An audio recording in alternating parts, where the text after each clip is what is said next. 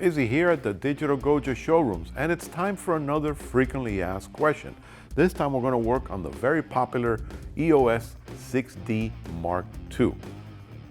Stay tuned.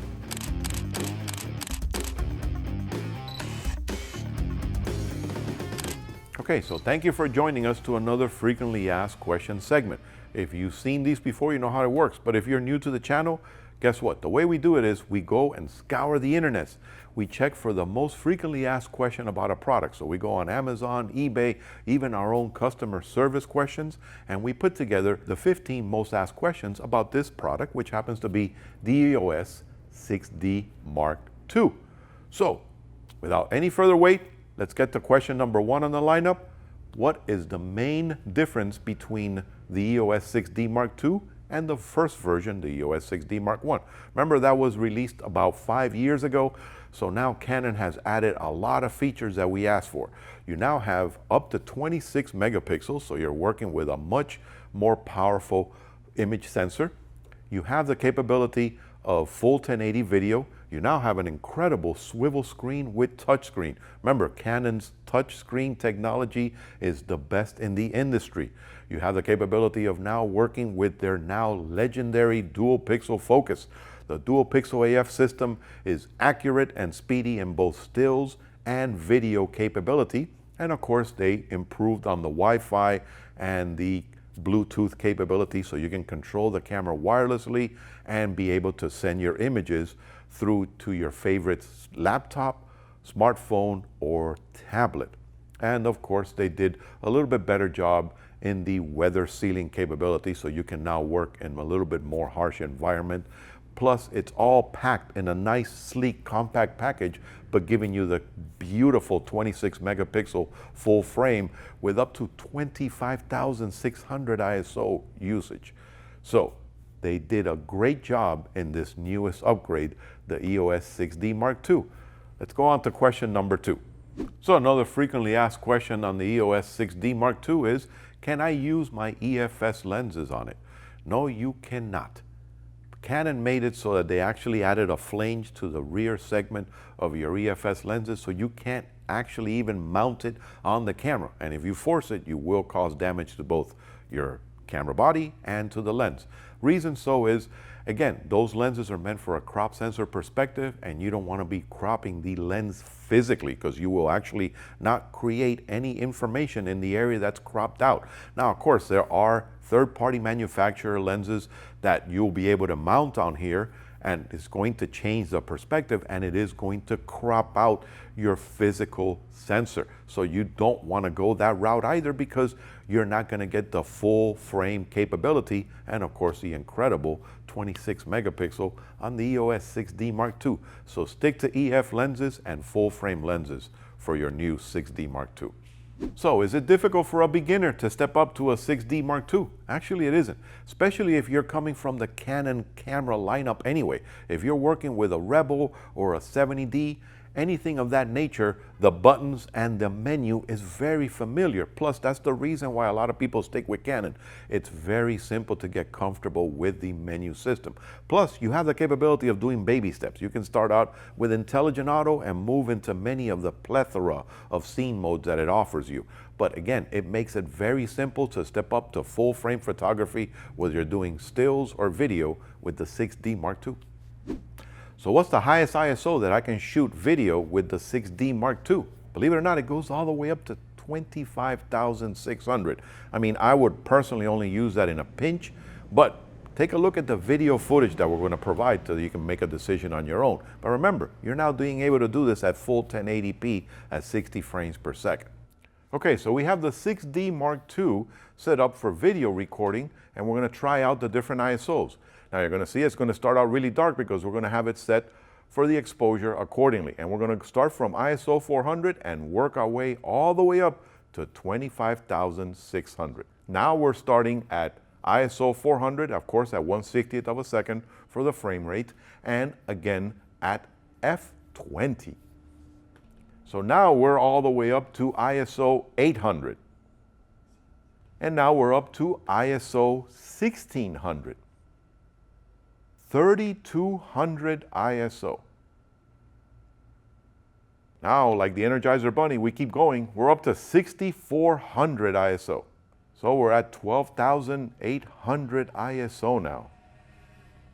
And finally, here is the setting at 25,600 ISO, shooting video with the 6D Mark II. Can you adjust the speed of your focusing while shooting video? Absolutely. It does allow you to do this if you want to do point or rack focus. Let me show you how easy that works. So now we're going to see how easy it is to do AF speed changing for your video with the 6D Mark II. So we're going to start out with the standard setting, that's the default, and then we're going to go to the slowest and the fastest. It's going to make your life so much easier. So let's start recording, and then I'm going to touch focus on the front one, and notice that is the standard speed, that's the default, and let's change it. Here we go. Now I'm going to do the slowest. Notice how smooth it is, but how nice and slow you can do it. And again, these are the extremes. You can coordinate with your producer or your director to pick the speed that is most necessary for your shot. And now we're going to do the fastest. And there you have it. How to change your focusing speeds in AF for video on your 6D Mark II. How easy is it to set up back button focus on the 6D Mark II? Quite simple. We're going to show you how to do it on the menu. Remember, this is a feature that's very important. Anybody that's doing serious photography, you want to use your back button for focusing. Does the 6D Mark II have stabilization in the body? Yes, but it's electronic image stabilization, and it's used for your movie recording capabilities. They've put this in other cameras before, and now it's made its way up to the 6D Mark II. Now, we're going to show you how it works. It has an enhanced version that actually works in combination with your optical stabilization on your lens if you have it. But if, let's say, for example, you don't have a lens with image stabilization, it does offer you in-body electronic stabilization for vlogging. And if you're, again, hand holding it and you're working in a situation where you don't have access to capabilities of a tripod or a rig. So we're going to show you how easy it is to set up and how it works with and without optical stabilized lenses. So you want to go into your main menu and scroll to your fifth folder, go down to Movie Digital IS, and you want to enable it. And here is the next setting, which is enhanced for optical stabilization also. How easy is it to set up C1 and C2 registering for custom shooting with your 6D Mark II? Quite simple. Let me show you how quickly and easily this is to set up in your menu. So now you want to set it to your favorite mode. And now I'm going to go into the settings menu, and I'm going to scroll over to the fifth folder and go into custom mode. And then you want to register settings. You want to pick either C1 or C2. And you want to auto update. So that way, if you change anything, it registers it back. Does the 6D Mark II incorporate clean HDMI out? No, you're going to have to step up to some of the Canon cameras like the 5D Mark IV, the 1DX Mark II, or the fantastic crop sensor 7D Mark II. That way you can use an external recorder and work with uncompressed files. So here we have the 6D Mark II connected through HDMI to our handy dandy studio monitor that we use here at Digital Goja showrooms. Now, this does not have clean HDMI out. So notice on the screen that if you were trying to record this on an external recorder, you would have all that camera information on there. You wouldn't have any way of not working with that. Plus, the camera's not meant to record externally through HDMI, so it keeps shutting off on me. Imagine you're trying to record something and it just shuts off. So if this is an important feature for you, let me show you the camera you have to step up to so you can have that capability in the Canon lineup. So now I have the 5D Mark IV attached to our handy dandy monitor, and notice how you have clean HDMI out, so it'll work for your favorite monitor that you want to hook up to it, so you can guarantee you're keeping track of how you're doing your recording. Plus, if you want to do clean HDMI out for recording, it'll do it at 1080p. So you would have to step up, if this feature is important to you, to the 5D Mark IV. If not, again, the 6D Mark II does a great job in video recording, working in the camera itself, not with any kind of HDMI output. Can I use UHS-II cards in my 6D Mark II? Well, it will fit in the slot because it is an SD card, but you won't be able to benefit from the higher speeds because it is a UHS-I compliant system. But guess what? If you're doing video, you can get the super high speed UHS-I cards that are on the market now, 95 megabits per second and even higher. What you want to do is go to Canon's website and check out compatibility so you can make sure you get the card that'll work perfectly for your 6D Mark II. Does it have HDR mode? Yes, you can do HDR stills in video. The stills will be by setting it in the camera and in scene mode in your video mode. Let's take a look at how easy it is to set up. So we're going to go into the third folder on the main camera setup and scroll down to HDR mode, and you can disable it, and of course you need to enable it. You have auto and you have different exposure value compensation. You also have different effects, whether you want to do art, vivid, bold, even embossed. And you also have, of course, continuous HDR or every shot. So you can do one shot or every single shot.